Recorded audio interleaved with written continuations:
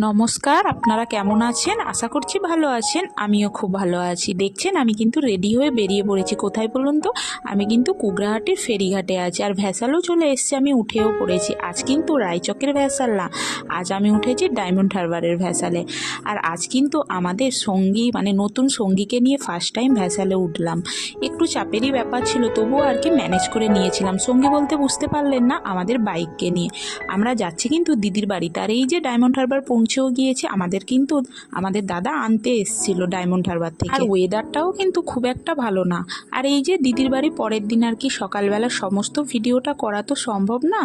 সকালবেলায় আর কি দিদি লুচি ঘুগনি আমাদের জন্য টিফিন করে নিয়েছে। আর দিদির হাতে রান্না মানে তো একদম অসাধারণ, কোনো কথা হবে না। আপনাদের দাদা কেন, আমার ছেলে আর আমি তো খুবই ভালোবাসি। আচ্ছা, আমার দিদির বাড়িটা কোথায় আপনারা কি বলতে পারবেন? আমি কিন্তু অনেক ভিডিওতেই বলেছি। ভিডিওটা ভালো লেগে থাকলে একটা লাইক করবেন। টাটা।